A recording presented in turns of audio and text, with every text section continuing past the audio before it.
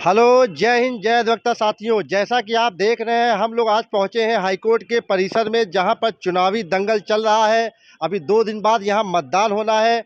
आइए अभी हम चल के उन प्रत्याशियों से बात करेंगे जो यहां पर दावेदारी ठोके हुए हैं कि उनका क्या मैनिफेस्टो है, क्या उनके उद्देश्य है चुनाव जीत जाने के बाद। मैं अधिवक्ता मोहम्मद शरीफ, प्रतिनिधि वॉइस ऑफ एडवोकेट। जय हिंद, जय अधिवक्ता समाज। आइए आपको रूबरू कराते हैं अवध बार के इलेक्शन में जो अध्यक्ष पद के प्रत्याशी है एम त्रिपाठी जी। आइए इनसे हम जानना चाहेंगे कि इनका क्या मैनिफेस्टो है। जब ये अध्यक्ष पद पर चुन लिए जाएंगे तो अधिवक्ता समाज के लिए, इस हाईकोर्ट परिसर के लिए ये क्या करेंगे। देखिए, अवध बार का चुनाव समीप आ गया है। 31 तारीख को है। मैं अध्यक्ष पद का प्रत्याशी हूँ। पिछली बार मैं एक वोट से चुनाव में रह गया था। इस बार सभी से प्रार्थना कर रहा हूँ कि एक वोट की कमी पूरी हो, मैं चुनाव जीतूं। जैसे इस प्रांगण में अवध बार एसोसिएशन में अधिवक्ताओं के हित के लिए जो भी बन पड़ेगा, जैसा भी बन पड़ेगा, मैं करूँगा। बार बेंच का सामंजस्य रखूँगा, प्रयास करूँगा कि हमारे जूनियर अधिवक्ताओं और सभी अधिवक्ताओं को कोर्ट से समान रिलीफ मिले, उनके साथ कोई भेदभाव ना हो, उनका सम्मान हो। सभी वरिष्ठों और कनिष्ठों को साथ लेकर इस बार की उन्नति के लिए जितना भी बन पड़ेगा, रात दिन काम करके मैं वो कार्य करूँगा। धन्यवाद। आइए आपकी बात कराते हैं, रूबरू कराते हैं महामंत्री पद के प्रत्याशी बालकेश्वर श्रीवास्तव जी। आइए इनसे जानते हैं कि इनका क्या मैनिफेस्टो है और चुनाव जीतने के बाद जब ये महामंत्री चुन लिए जाएंगे तो ये अधिवक्ता समाज के लिए क्या करेंगे। जी नमस्कार। मेरे लायक दोस्त, जैसा कि आप बता रहे हैं कि आप एडवोकेट भी हैं और आप प्रेस का भी काम करते हैं, तो मैं केवल पहले इनको ये बताने के पूर्व कि मैं जीतने के बाद क्या करूँगा, मैं जब रह चुका हूँ तो मैंने क्या किया, इसको जानना ज़रूरी होगा। वैसे तो मेरे हाईकोर्ट के अधिवक्ता हम लोगों के कार्यों से परिचित हैं, पर आपके चैनल के माध्यम से जो लोग नए हों, जो लोग जुड़े हों, वो लोग भी जानना चाहेंगे। तो मैं उनको बताना चाहूँगा कि जब सर्वप्रथम हम लोग 2018-19 में चुनाव जीते और ये हाई कोर्ट 2016 में संभवतः यहाँ इस्टेब्लिश हुआ, तो पुराने हाई कोर्ट में अवध बार की एक सॉवरेंटी गवर्नमेंट होती थी। मीनिंग देयर बाई अवध बार के पास अपना कैंटीन था, अपने स्टाम्प वेंडर थे, अपना कोर्ट बेचने वाला था और अपने बुक सेलर्स हुआ करते थे। ये अवध बार के प्रेमिसेज में बैठते थे और ये वकीलों को सस्ते में ही कोर्ट गाउन उपलब्ध कराते थे। इनकी किताबों में हम लोगों को छूट अच्छी मात्रा में मिलती थी। और अगर देखें, जब हमारी हाई कोर्ट यहाँ पे आए तो उसके बाद ये सारा का सारा छीन लिया गया और हमको एक पहले कहने जाने वाला लाइब्रेरी हॉल, उसी को हमें सिटिंग रूम के लिए ही दे दिया गया। हम जब आए तो हमने देखा कैंटीन की स्थिति इतनी ख़राब थी कि कैंटीन रेलवे के द्वारा चलती थी और कैंटीन में चाय पीने से रेलवे की अनुभूति होती थी कि जैसे या तो प्लेटफॉर्म पे हैं या रेलवे में सफ़र कर रहे हैं। मैंने संकल्प लिया था कि अगर मौका मिलेगा तो पहले तो अवध बार की अपनी कैंटीन को अवध बार की कराऊंगा। और जब हम जीते तो हमने चीफ जस्टिस से कह के अवध बार की कैंटीन को अवध बार को दिलाया। सुप्रीम कोर्ट बार बार कह रहा है डिस्पोजल नहीं हो रहा है। डिस्पोजल होगा कहाँ से जब नंबर ही नहीं आ रहा है। ये नहीं है, समस्या ये है कि इसकी मॉनिटरिंग प्रॉपर होनी चाहिए। इलाहाबाद का भी कमोबेश वही हाल है। मैं देखता हूँ वहाँ भी फ्रेश के नंबर नहीं आते। खैर, मेरे यहाँ फ्रेश के नंबर तो आते हैं, लेकिन लिस्ट में जाने के बाद मुकदमे टेकअप नहीं होते हैं। तो सर्वप्रथम अगर हमको फिर से मेंबर्स ने एक अपना स्नेह दिया तो हम कोशिश ये करेंगे कि जिन केसेस की पेंडेंसी ज़्यादा है उसमें चीफ जस्टिस से कह के, अपने सीनियर जज से कह के और फीडबैक सही कराकर बेंचें बनवाएंगे और उसका डिस्पोजल कराएंगे। एक और लोगों की बहुत दिनों से डिमांड है और जो लोग अभी पदों पे नहीं वो कह देते हैं कि साहब हम कर लेंगे, वो है इंश्योरेंस। मैंने उसका बहुत प्रयास किया था और फिर एक बार करूँगा।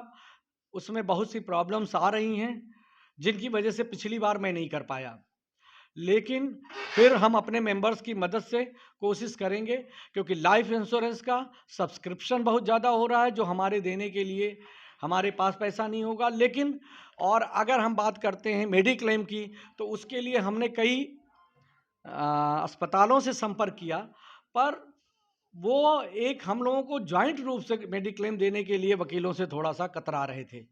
फिर भी एक बार और प्रयास करेंगे, अगर मौका आया तो हम उस चीज़ को भी कोशिश करेंगे कि कहीं न कहीं से आपके फ़ेवर में कर सकें। आइए हम आपको रूबरू कराते हैं डॉक्टर वीके सिंह, जो कि महामंत्री पद के प्रत्याशी हैं। इनसे जानना चाहेंगे कि इनका क्या मैनिफेस्टो है और ये चुनाव जीतने के बाद अधिवक्ता समाज के लिए क्या करेंगे। एज ए सचिव सेक्रेटरी के तौर पर मैं प्रत्याशी हूं बार एसोसिएशन में, अवध बार के। और मैं अपनी तरफ से ये पुरजोर कोशिश करूंगा कि अधिवक्ताओं के हितों की संरक्षण के लिए जिस भी स्तर पर कार्य करने की आवश्यकता होगी, उसको मैं जो है हर संभव प्रयास करूंगा कि अपने स्तर पर पूरा कर सकूं।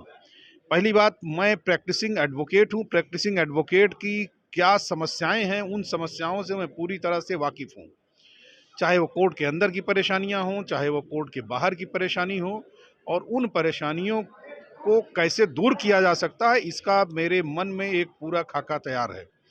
कैसे अपने अधिवक्ताओं को जो परेशानी में गुजरते हैं, बीमारी अवस्था में, तमाम स्वास्थ्य संबंधी कारणों से जब परेशान होते हैं, तब उनके समक्ष जो चुनौतियां प्रस्तुत होती हैं, वो हमारे सामने एक बड़ी चुनौती के रूप में है। कैसे उनकी मदद की जाए, कैसे उनको चिकित्सा प्रदान की जाए, कैसे उनको आर्थिक लाभ प्रदान किया जाए कि वो अपने उन समस्याओं से उबर सकें। तीसरे स्तर पर मैं ये कहना चाहूँगा कि जो हमारे यहाँ नए अधिवक्ता बंधु आते हैं, नए उस पे वो अत्यंत संघर्ष की स्थिति में रहते हैं। उस संघर्ष की स्थिति में उनको कैसे सहायता दी जा सकती है जिससे वो निराश ना हो, कैसे उनको प्रेरित किया जा सकता है कि वो समाज में एक बेहतर व्यक्तित्व के रूप में अधिवक्ताओं की जो पहचान रही है उसका पालन करते हुए आगे बढ़ें, कैसे वो समाज में एक उदाहरण प्रस्तुत करें, कैसे उनको देख के लोग ये इस बात का ज्ञान कर सकें, ध्यान कर सकें कि हाँ, एक अधिवक्ता समाज के लिए एक विशेष चितेरे की भूमिका में रहता है। मैं अपने अपने स्तर पर पुरजोर कोशिश करूंगा कि अधिवक्ताओं के हित के लिए जो भी करना हुआ, उसके लिए मैं सहर्ष 24 घंटा 365 दिन पूरा मैं तत्पर रहूंगा, ये विश्वास दिलाता हूं। आइए आपको रूबरू कराते हैं अध्यक्ष पद के प्रत्याशी पंडित एस चंद्रा जी। आइए उनसे जानते हैं कि इनका क्या उद्देश्य है, क्या इनके मैनिफेस्टो हैं जब ये अध्यक्ष पद पर चुन लिए जाएंगे उसके बाद के। आइए जानना चाहते हैं उन्हीं की ज़बानी, उन्हीं से रूबरू होकर। भैया, मैं 1 जून 16 से 10 अगस्त 17 तक अवध बार का महासचिव था। तभी हाई कोर्ट वहाँ से शिफ्ट होकर यहाँ आया और अधिवक्ताओं के लिए मैंने सारी सुविधाएं कराई, जो आपके सामने मेरा रिपोर्ट कार्ड है। और इस समय जो मेरा मोटो है वो ये है कि इस इंस्टीट्यूशन की गरिमा बढ़े, अवध बार का सम्मान बढ़े, अधिवक्ताओं का सम्मान बढ़े, बाध्यकारी को अनुतोष मिले, हर केस में डेट मिले और वकील को सम्मानजनक तरीके से बहस का अवसर मिले। इतने बढ़िया जजमेंट आवे कि हाई कोर्ट लखनऊ का नाम देश में नंबर 1 हो जाए। ये मेरा वादा है, ये मेरा संकल्प है। मैं चाहता हूँ कि मुझे लोग अध्यक्ष पद पर जितावें और जीतने के बाद मेरे और भी कई एजेंडे हैं। मैं चाहता हूँ कि इस इंस्टीट्यूशन की गरिमा बढ़े, ये मैं चाहता हूँ। प्रत्याशी हूँ अध्यक्ष पद। हमारे साथ हैं अध्यक्ष पद के प्रत्याशी श्री आरसी तिवारी जी। हम जानने की कोशिश करेंगे कि आपका चुनाव में मैनिफेस्टो क्या है और आप अगर चुनाव जीतते हैं तो अधिवक्ता समाज के लिए और कोर्ट के लिए क्या कुछ कार्य आप करेंगे। धन्यवाद भैया, हमें आपसे मिलकर बहुत प्रसन्नता हुई आज। मैं अवध बार में पिछले 28 वर्षों से हूँ। 2008 में मैं वरिष्ठ उपाध्यक्ष मध्य के पद पर चुनाव जीतकर 1 साल रहा। 2017 में मैंने सेक्रेटरी पद का चुनाव लड़के जीता और बहुत अच्छे मतों से जीता। 17 में मैंने यहाँ नए हाईकोर्ट परिसर में आने के बाद यहाँ के अधिवक्ताओं के लिए जो मूलभूत सुविधाओं की व्यवस्था नहीं थी, जैसे गेट नंबर 7 से एग्जिट होने के बाद एंट्री नहीं होती थी, उसको खुलवाया। कैंटीन को बहुत अच्छे ढंग से व्यवस्थित करवाया। सीनियर एडवोकेट्स के लिए जो इलेक्ट्रिक कार्ड थी उसकी व्यवस्था करी कि उससे आरओ प्लांट लगवाया। और अब कुछ चीज़ें ऐसी थी जो मैं उस समय नहीं कर पाया था, जैसे अधिवक्ताओं के लिए free medical insurance, cashless insurance, वो हमारी एक प्राथमिकता थी उस समय, लेकिन हम लोग नहीं कर पाए थे उसे। उसको इस बार हम लोग ज़रूर करेंगे। उसके बाद फिर हम लोग पास ये समस्या आती है कि यहाँ पर मेडिकल फैसिलिटीज़ हाई कोर्ट के अंदर वैसे तो हैं, डिस्पेंसरी है, लेकिन एक्यूट प्रॉब्लम जब किसी हमारे मेंबर को होती है कोर्ट रूम के पास, तो उस समय कोई सुविधा नहीं होती है। हम ये प्रयास करेंगे कोर्ट रूम के पास जो रूम बने हैं वहाँ पर कोई एक इमरजेंसी सर्विसेज हों, जहाँ एक डॉक्टर बैठे और एक अटेंडेंट हो वहाँ पे। यहाँ पर पार्किंग में बड़ी असुविधाएं हैं। कोई भी गाड़ी खराब हो जाए, कुछ हो जाए, तो उसको सही करवाने के लिए कोई मैकेनिकल शॉप नहीं है। तो एक यहाँ पर ये इस तरह का मैकेनिकल सेंटर भी होना चाहिए पार्किंग में कि 3000 गाड़ियों की पार्किंग है, हमारे पास अगर पंचर हो जाए गाड़ी तो हमारे पास स्टेपनी बदलने के लिए कोई आदमी नहीं है।